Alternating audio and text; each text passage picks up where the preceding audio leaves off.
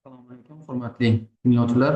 Bugungi mavzuyimiz arenlarga va ularning kimyo xossalariga bag'ishlanadi. Bu o'tgan safargi ma'ruzamizning uzviy davomi. Demak, arenlarning kimyoviy xossalari boshqa uglevodorodlarning kimyoviy xossalaridan tubdan farq qilib turadi. Kimyoviy xossalari bo'yicha arenlar to'yingan va to'yinmagan uglevodorodlardan farq qiladi. Bu farq benzol halqasining tuzilishi xususiyatlari bilan tushuntiriladi. Haqiqatda 6 ta pi bog'ning delokalizatsiyalangan molekulasining energiyasini pasayishi, bu esa benzol va uning gomologlarning yuqori barqarorlik, ya'ni aromatiklik beradi va oksidlovchilarga barqarorlik, ba'zi bir o'rin olish reaksiyalari, ba'zi bir birikish reaksiyalarini o'zgarishga olib keladi. Shu sababli arenlar aromatiklikni buzadigan e, birikish yoki oksidlanish reaksiyalariga kirishishga moyil emas, ya'ni o'ta barqaror molekula hisoblanadi. Ular uchun eng xos bo'lgan reaksiya bu halqa bilan bog'langan vodorod atomlarini almashtirish reaksiyasi hisoblanadi. Ya'ni o'rin olish reaksiyasiga nisbatan osonroq kirishadi. Aromatik halqalarning ikki tomondan yuqori pi elektron zichdlik sohalari mavjudligi sababli benzol halqasi nukleofil xususiyatga ega bo'ladi va elektrofil reagentlar hujumiga moyil bo'ladi. Shunday qilib, aromatik birikmalar uchun eng tipik bo'lgan, xos bo'lgan reaksiya bu elektrofil almashtirish reaksiyasi hisoblanadi. Elektrofillik almashtirish mexanizmi SE mexanizmi deyiladi. SE deb belgilanadi. Inglizcha so'zlardan boshqa harflardan, ya'ni substation almashtirish, elektrofil, ya'ni elektrofil substansiya almashtirish reaksiyasi. Boshqa reaksiyalarga boshqa reaksiyalar juda sekin yoki bo'lmasa qiyin kechadi. Arenlarning kimyoviy xossalari. Demak, elektrofil almashtirish reaksiyalari mexanizmi. Arenlarning elektrofil almashtirish mexanizmi bo'yicha ion reaksiyalarga kiradi. Birinchi bosqich pi kompleks hosil bo'ladi. Bunda aromatik tizim buzilmaydi. Bu bosqich tez kechadigan bosqich hisoblanadi. Ikkinchi bosqich sigma kompleks karbokation hosil bo'lishi. Bu bosqich sekin kechadigan bosqich hisoblanadi. Elektrofil reagent bilan uglerod atomi orasida kovalent bog' hosil bo'ladi. Bog' halqaning 2 ta elektroni hisobiga yuzaga keladi. Qolgan 4 ta elektron 5 ta uglerod atomi o'rtasida taqsimlanadi. Aromatik tizim buziladi, ya'ni sistema buziladi. Uglerod atomi sp3 gibrid holatga o'tib oladi. Uchinchi bosqichda proton ajralishi, aromatiklikning buzilishi energetik jihatdan foydasiz. Shuning uchun elektrofil bilan bog'langan uglerod atomi proton ajratib chiqaradi. Quyida uni mexanizm jihatdan tushuntirilgan.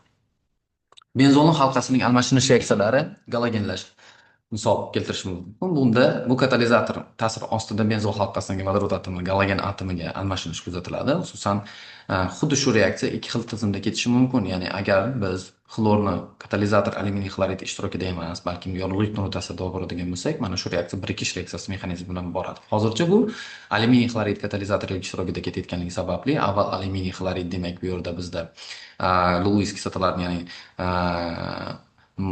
oraliq moddani, ya'ni hosil kompleks, pi kompleksni hosil qiladi. Pi kompleks manfiy zaryadlangan bo'lganligi sababli u benzol halqasi bilan birikib vodorodni ajratib chiqaradi. Natijada ajralib chiqqan joyga demak xlor birikadi. Reaksiyaning mexanizmini quyidagicha ko'rishingiz mumkin. Demak, birinchi temir xloridi bilan hosil bo'lgan pi kompleks, u demak benzol halqasiga ataka qilgandan keyin, ya'ni hujum qilgandan keyin bizda quyidagi pi kompleks hosil bo'ladi. Ya'ni benzol halqasida demak aromatiklik buziladi. Natijada bu uglerod sp3 gibridlangan holatga o'tib oladi. sp3 gibridlangan holatga o'tgan uglerodda demak o'rin olish reaksiyasi nisbatan oson kechadi. Benzol halqasida almashtirish reaksiyalari, demak nitrolanish reaksiyasi, Konovalov reaksiyasini keltirishimiz mumkin. Ko'rib turganingizdek, benzol halqasiga sulfat kislota ishtirokida nitr kislotaning ta'sirini ko'rishingiz mumkin. Bunda nitrobenzol hosil bo'ladi. Sulfat kislota bu yerda katalizatorlik rolini o'ynaydi.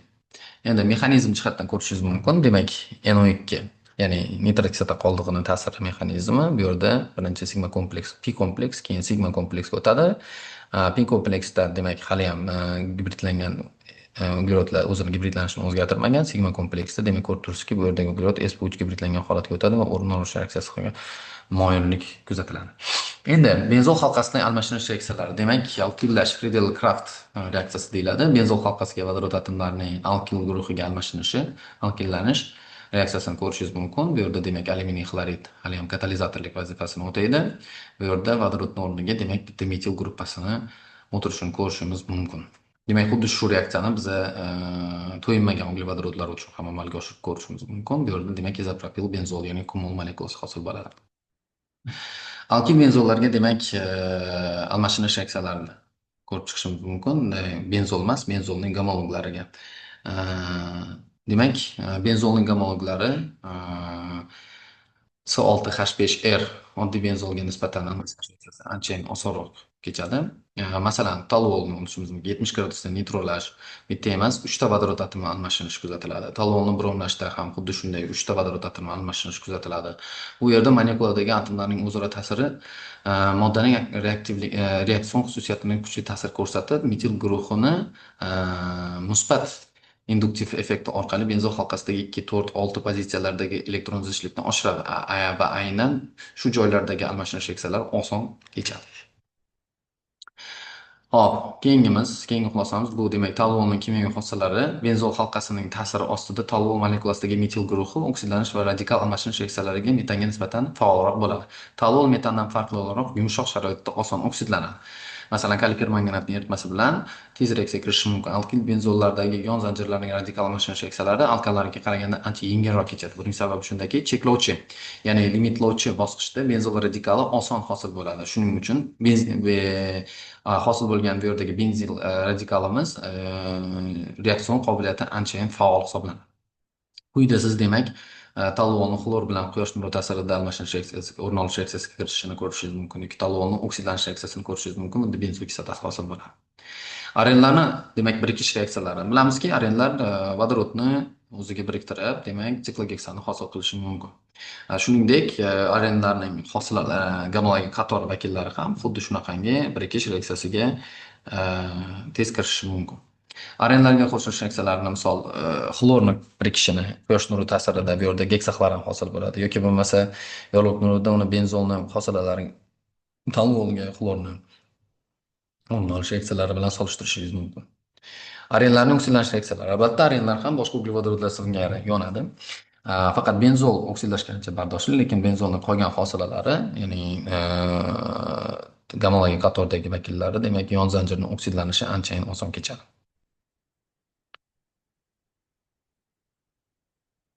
Aromatik uglevodorodlarning qo'llanilishi. Demak, aromatik uglevodorodlarning qo'llanilishi juda xilma-xil. Ulardan asosan sanoat sohasida, demak, turli xil organik sintezlarda foydalanishimiz mumkin. Xususan, ko'rib turganingizdek, benzoldan misol kumolni yoki nitrobenzol asosida anilin, ya'ni rang beruvchi modda hisoblanadi. Buni sintezlashimiz mumkin. Yoki benzoldan, demak, geksaxloran yoki geksaxlorsiklogeksan.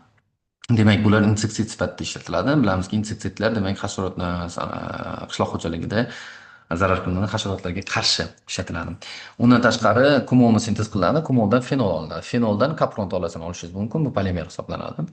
Endi shuningdek, kumolning oksidlanishi natijasida demak fenoldan tashqari aseton chiqadi. Aseton bilamiz, bu juda ham universal erituvchi, sanoat sohasida, sanoat miqyosida juda katta miqdorda ishlatiladi.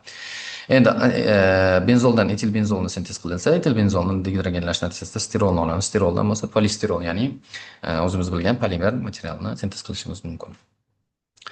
Qo'llanish sohasi xilma-xil. Toluol bo'yoqlar, dori-darmonlar va portlovchi moddalardan trotil ishlab chiqarishda ishlatiladi. Ksilollar demak, bular texnikada ko'pincha erituvchi sifatida ko'plab organik birikmalarning sintezida qo'llaniladi. Izopropil benzol aseton olishda, fenol olishda ishlatiladi. Vinil benzoldan bo'lsa qimmatbaho polimer, ya'ni polistirol ishlab chiqariladi. Demak, orientatsiya qoidasi bu yerda demak o'rta va meta para holatlarni hosil bo'lish, ya'ni birinchi tartibli yo'naltiruvchilar va ikkinchi tartibli yo'naltiruvchilar haqida tanishib olishingiz mumkin. Endi yo'naltirish qoidasi bo'yicha o'rin olish reaksiyalarini borish ketma-ketligi bilan quyidagi slaydimizda tanishib o'tishingiz mumkin.